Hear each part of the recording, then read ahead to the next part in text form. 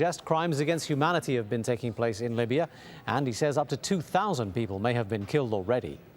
The United States says it supports the expulsion of Libya from the United Nations Human Rights Council, and the Swiss government says it's freezing the assets of Colonel Gaddafi.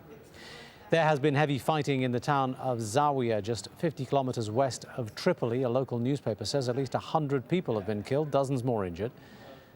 And police and soldiers have reportedly deserted the town of Zuara, 120 kilometers west of Tripoli. Witnesses say the people are now in control of that town. And former loyalists are continuing to abandon the colonel. One of Gaddafi's cousins has now left Libya, and the ambassador to Jordan has resigned.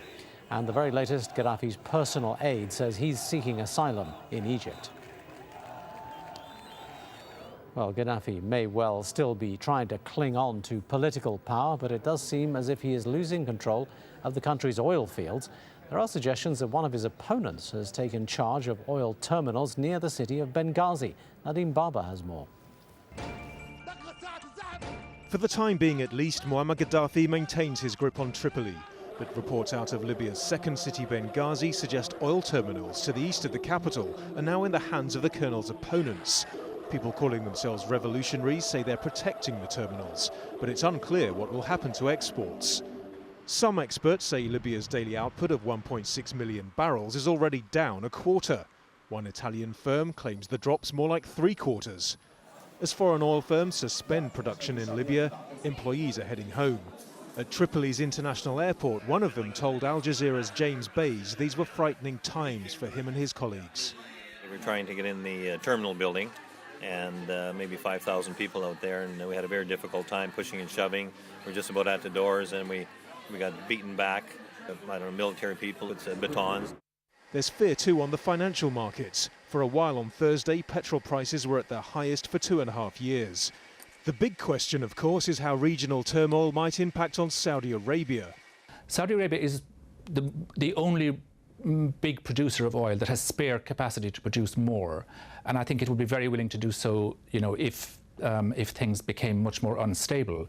And it also, of course, is the biggest producer, so it has vast quantities of it. And I think that Saudi Arabia is also particularly concerned about the instability, because after all, Saudi Arabia itself could become a victim. You know, who knows? So I think that I think the Saudis are the ones to watch. Saudi Arabia is now said to be talking to European refineries, offering to fill the gap left by Libya. But the longer the unrest goes on, the greater the threat to the local and the global economy. Nadim Baba, Al Jazeera. Well, many European nations have been expressing concern about the possibility of a massive exodus of refugees from Libya if the fighting intensifies. Already many foreigners have been trying to get out. Jamal Al-Shail has been monitoring the activity at one border crossing between Libya and Egypt.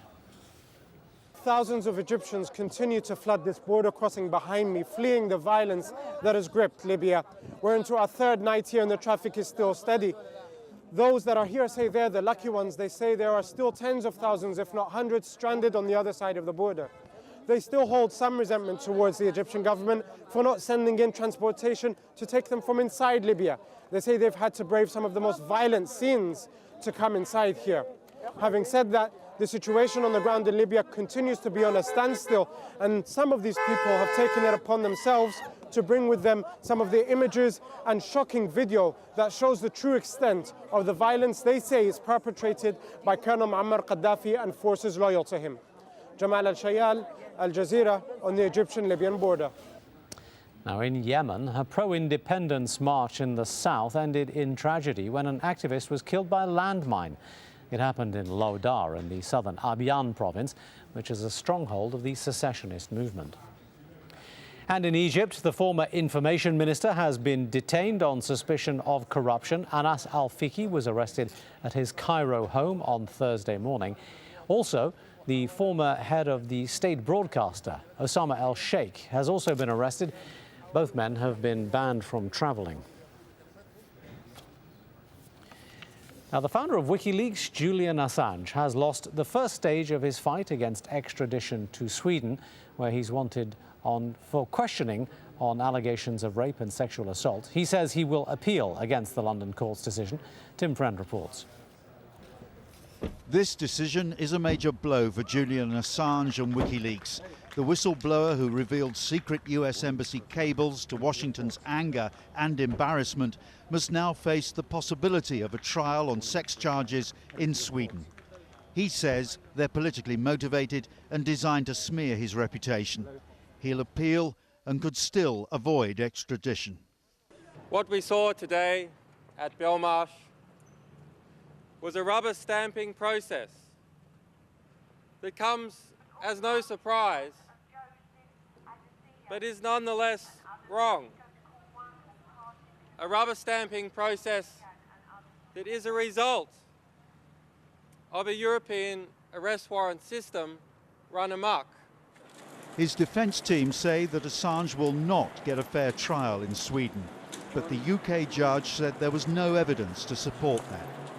There's still a concern amongst Julian Assange's supporters, like these people here, that he could eventually end up being taken to the United States, where many people, US politicians among them, believe that he should be tried for espionage and WikiLeaks rated as a terrorist organisation.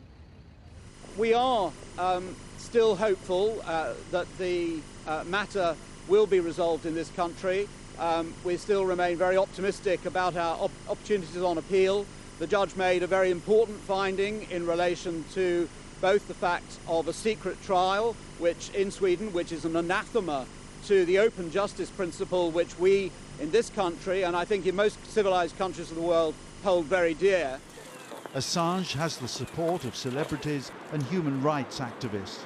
He denies the sex charges against him, but he must continue to wear an electronic tag which his defence team called degrading and demeaning. Tim Friend, Al Jazeera, Belmarsh Court, London. Now, rescuers in New Zealand say they're losing hope of finding any more survivors in the rubble in the city of Christchurch. A government minister there says the death toll from Tuesday's earthquake now stands at 102, and more than 220 people are still listed as missing. More than 24 hours have passed with no signs of life from underneath the rubble. Tanya Page has more on the rescue efforts in Christchurch. The death toll is expected to climb much higher, with police having grave concerns for up to 226 people. The coroner has said that they are having some difficulty identifying the people that they are pulling out of the rubble because of the level and severity of the injuries they've sustained. So they're encouraging people who've reported their loved ones and friends missing to give them a little information about what clothing they may have been wearing, tattoos, jewellery, birthmarks, that type of thing. They have only released the names of 4 of those killed, including 2 babies, one as young as 5 months old. Now, a massive international search and rescue operation is underway, despite the fact that it was on Wednesday that the last person pulled alive from the rubble was recovered. They are still hopeful that they will find more people alive. There are rescue teams from 6 different countries here.